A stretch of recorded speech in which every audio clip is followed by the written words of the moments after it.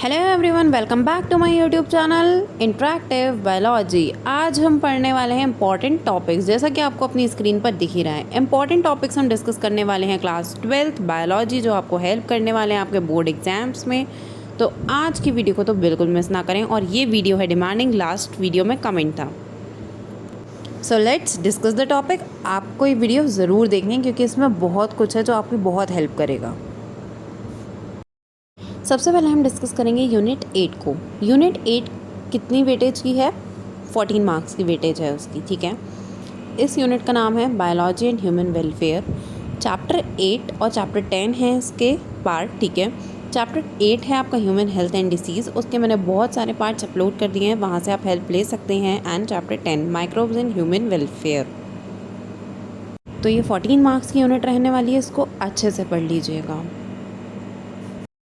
अब हम डिस्कस करने वाले हैं चैप्टर 8 के इम्पॉर्टेंट टॉपिक्स। तो इसमें सबसे पहला टॉपिक है disease and their causative agent, यानी कि हमें याद करना है कौन सा डिसीज़ किस कॉजेटिव एजेंट की वजह से होता है। इसमें डिसीज़ेज़ हैं मलेरिया, डेंगू, फ्लेरियसिस, एस्केरियासिस, टाइफॉइड, ये तो बहुत इंपॉर्टेंट है, pneumonia, common cold, amoebiasis and ringworm, ये हैं आपकी डिसीज़ेज़।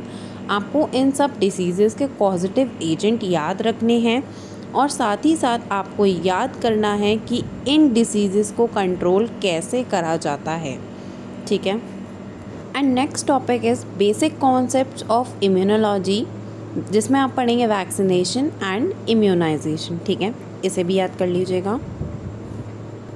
उसके बाद इस टॉपिक में आपको पढ़ना है कैंसर, एड्स, जो मैं अपनी लास्ट वीडियो में डाल भी चुकी हूँ, आपको उसे ध्यान से देख लेना है। Adults and drugs and alcohol abuse, ये भी आपको पढ़ लेना है, इससे भी क्वेश्चंस अच्छे खासे बन जाते हैं, ठीक है। फॉर एग्जांपल कि एडोलसेंस में ड्रग्स का कारण क्या हो सकता है, ठीक है, ये क्यों लेना शुरू करते हैं बच्चे, इस तरीके से बहुत सारे क्वेश्चन आ सकते हैं। और ये भी पूछा जा सकता है कि कौन सी ड्रग कौन से प्लांट से मिलती है, कहाँ मिलती है, ये सब आपको याद कर लेना है।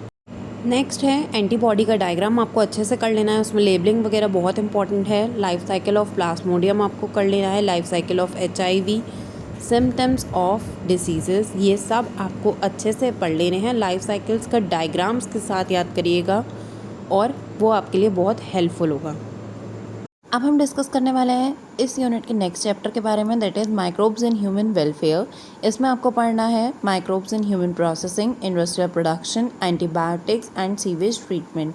सीवेज ट्रीटमेंट में आपको प्राइमरी एंड सेकेंडरी बहुत सारे तरीके मिलने वाले हैं, आपको उन सबको पढ़ना है, अच्छे से याद रखना है, और कौन से माइक्रोब्स कहाँ यूज़ होते हैं ये भी आपको अच्छे से याद रखना है, ठीक है। उसके बाद आपको पढ़ना है bio control agents and bio fertilizers. ये रहने वाले हैं इस चैप्टर के बहुत ज़्यादा इम्पॉर्टेंट टॉपिक्स, ठीक है। आपको इन सबको कवर अप करके ही एग्ज़ाम में जाना है, ठीक है, ध्यान से। आइए अब जानते हैं हमारी नेक्स्ट यूनिट के बारे में। इसमें हम पढ़ने वाले हैं बायोटेक प्रिंसिपल्स एंड प्रोसेसेस, ठीक है, एंड बायोटेक एंड एप्लीकेशन। ये है 11 मार्क्स की वेटेज है इसकी। अब हम स्टार्ट करने वाले हैं बायोटेक्नोलॉजी की चैप्टर फर्स्ट की वीडियो और important points, that is principle and processes. आपको इसमें क्या पढ़ना है? आपको इसमें जेनेटिक इंजीनियरिंग पढ़नी है, रिकॉम्बिनेंट DNA कैसे बनता है ये जानना है, ठीक है। फिर इसके बाद आपको पढ़ना है PCR, पॉलीमरेज चेन रिएक्शन, ठीक है, इसमें क्या होता है, कैसे कैसे होता है, इसके तीनों स्टेप्स वगैरह सब अच्छे से पढ़ लेने हैं आपने, ठीक है। नाउ नेक्स्ट है बायोरिएक्टर, आपको इस सब के बारे में अच्छे से पढ़ लेना है, कौन सा बायोरिएक्टर बेस्ट है और सब। अब हमारा नेक्स्ट टॉपिक है बायोटेक्नोलॉजी एंड इट्स एप्लीकेशन। आपको इसमें क्या क्या पढ़ना है? आपको इसमें पढ़ना है जेनेटिकली मॉडिफाइड क्रॉप्स के बारे में, जिसमें आएंगे आपके BT क्रॉप्स, क्राइजीन का भी एक टॉपिक है इसमें, वो भी पढ़ लीजिएगा। RNA इंटरफेरेंस के बारे में पढ़ना है आपको इसमें, ठीक है, वो एक बहुत इंपॉर्टेंट टॉपिक है, उसमें मेलोडिगाइन एकोग्नीशिया के बारे में है, ठीक है। देन आपको पढ़ना है ह्यूमन इंसुलिन के बारे में, ठीक है, ह्यूमन इंसुलिन में एली लिली कंपनी है उसके बारे में, पेप्टाइड चेन्स के बारे में, बॉन्ड्स के बारे में, इन सब के बारे में। नाउ नेक्स्ट है जीन थेरेपी के बारे में, एडेनोसिन डायएमिनेज के वो जो थेरेपी थी, ठीक है, उन सब के बारे में पढ़ना है। मॉलिक्यूलर डायग्नोसिस के बारे में पढ़ना है, ट्रांसजेनिक एनिमल्स के बारे में पढ़ना है, उनके क्या एडवांटेजेस हैं क्या डिसएडवांटेजेस हैं, इन सब के बारे में पढ़ना है। बायोसेफ्टी इश्यूज़ के बारे में पढ़ना है, बायोपायरेसी एंड पेटेंट्स के बारे में पढ़ना है, ठीक है, कि पायरेसी क्या होती है, पेटेंट क्या होते हैं, ठीक है। उसके बाद आपको पढ़ना है गोल्डन राइस के बारे में कि इसके बेनिफिट्स क्या थे, ये किस में रिच होता है और ये नाइट ब्लाइंडनेस को क्योर करता है, और इसकी गोल्डन राइस के और भी बहुत सारी जो चीज़ें हैं वो आप सबको पता होनी चाहिए, ठीक है। वो बहुत हेल्प करने वाली है आपके एग्ज़ाम में, कहीं ना कहीं कोई ना कोई क्वेश्चन ज़रूर आएगा। अब हम पढ़ेंगे organism and population, biodiversity and it's conservation. ये हैं टॉपिक्स आपके इकोलॉजी के, और आपकी इकोलॉजी कैरी करने वाली है आपके पेपर में 10 मार्क्स, ठीक है। तो इसे भी ध्यान से पढ़िएगा। अब हम डिस्कस करने वाले हैं इसके इंपॉर्टेंट टॉपिक्स। इसके इंपॉर्टेंट टॉपिक्स हैं organism and environment, habitat and निके पॉपुलेशन एंड इकोलॉजिकल अडेप्टेशन। इसमें आपको सब पढ़ना है।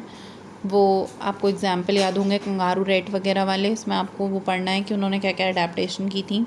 पॉपुलेशन इंट्रैक्शन पढ़ना है, जिसमें आप पढ़ेंगे mutualism, competition, predation, parasitism, commensalism, amensalism, इन सब की डेफिनेशन प्लस एक एक एग्जाम्पल आपको अच्छे से याद कर लेना है, कुछ भी आ सकता है। अब हम पढ़ने वाले हैं बायोडाइवर्सिटी एंड इट्स कंजर्वेशन के बारे में। इसमें आपको पढ़ना है बायोडाइवर्सिटी का कॉन्सेप्ट और पैटर्न्स, इम्पोर्टेंट्स क्या है इसमें, लॉस ऑफ बायोडाइवर्सिटी आपको अच्छे से पढ़ लेना है। बायोडाइवर्सिटी का कंजर्वेशन आपको पढ़ना है, रेड डेटा बुक पढ़नी है, ठीक है। रेड डेटा बुक क्या होता है ये जानना है। उसके बाद आपको इसमें पढ़ना है sacred groves, biosphere reserves, national parks, ठीक है, wild life centuries and Ramsar sites. आपको ये याद रखना है, सबकी डेफिनेशन याद करनी है इसमें सेक्रेड ग्रुप्स वगैरह के बारे में, ठीक है। उसके बाद आपको याद रखना है कि नेशनल पार्क्स कितने हैं, बायोस्फीयर रिजर्व्स कितने हैं, वाइल्ड लाइफ सेंचुरीज़ कितनी हैं, ये सब आपको अच्छे से याद कर लेना है। इसमें कुछ ग्राफ्स हैं आपकी बुक में, ठीक है, आपके जो कोर्स में आ रहे हैं वो सब आपको पढ़ लेने हैं, अच्छे से ग्राफ्स आ सकते हैं, ठीक है। ये सब आपको हेल्प करेंगे। उसके बाद आपको एक्स सिटू, इन सिटू, इन सब का डिफरेंस याद रखना है अच्छे से। सो आज के इम्पॉर्टेंट टॉपिक्स यहीं तक, ठीक है। मैंने सारे इम्पॉर्टेंट टॉपिक्स आपको बता दी हैं। I hope you like this session. Thank you very much. Please like, share and subscribe my channel.